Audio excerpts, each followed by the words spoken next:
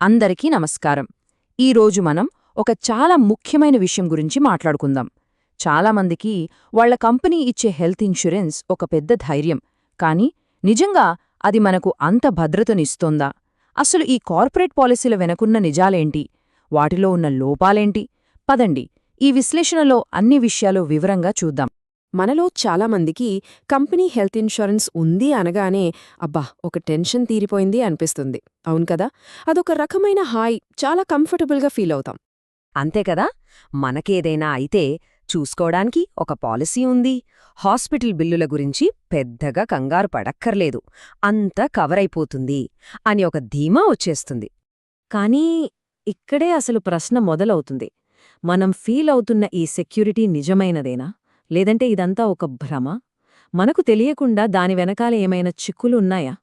సరే, అయితే ఈ భద్రత అనే భావన ఎంతవరకు నిజమో కొంచెం లోతుగా చూద్దాం.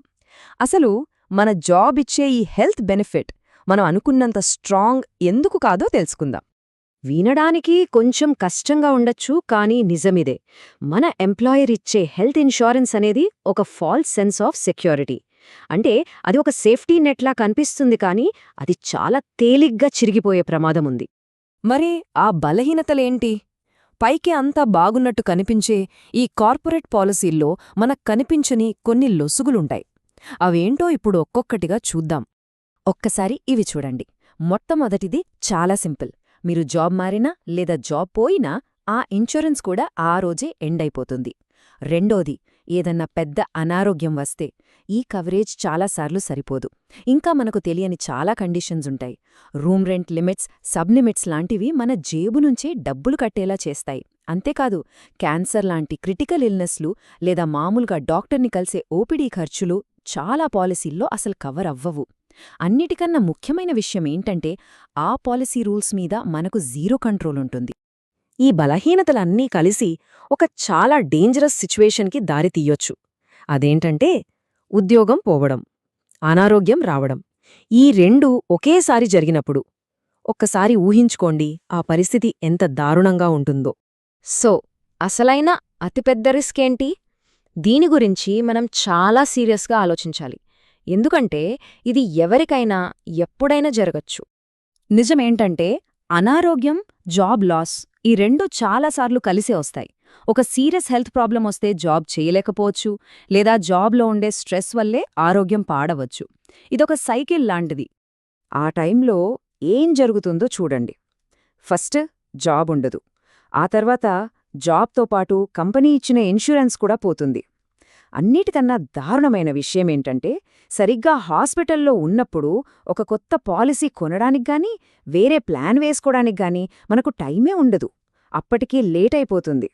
సరే, మరి దీనికి సొల్యూషన్ ఏంటి? ఇక్కడే మనం మన ఆలోచనా విధానాన్ని మార్చుకోవాలి.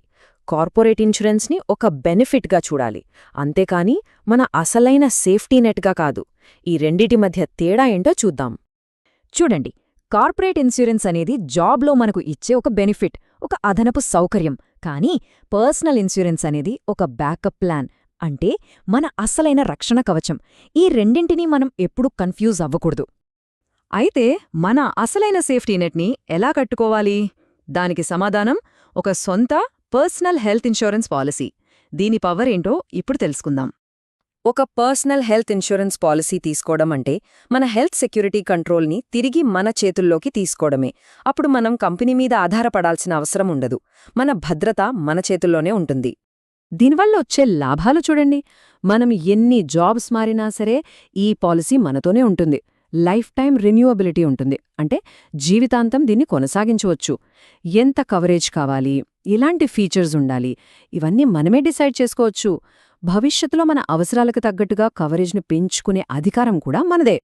ఒక్క విషయం బాగా గుర్తుపెట్టుకోవాలి. మనం స్టాక్ మార్కెట్లోనో మరేదైనా ఇన్వెస్ట్మెంట్లోనో డబ్బులు పోగొట్టుకుంటే మళ్లీ సంపాదించుకోవచ్చు. మార్కెట్లు పడినా మళ్లీ లేస్తాయి, రిటర్న్స్ మళ్లీ వస్తాయి. కానీ హెల్త్ ఎమర్జెన్సీలు అలా కాదు. అవి మనకోసం ఆగవు. అవి ఎప్పుడు ఎలా వస్తాయో ఎవరికీ తెలీదు. ఒక్కసారి వస్తే మాత్రం మన ఫినాన్షియల్ లైఫ్ని మొత్తం నాశనం చేసే శక్తి వాటికి ఉంటుంది.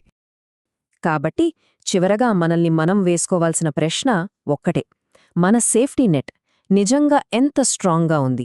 అది జీవితంలో వచ్చే ఎలాంటి మార్పులైనా తట్టుకుని నిలబడగలదా? ఒక్కసారి దీని గురించి ఆలోచించండి.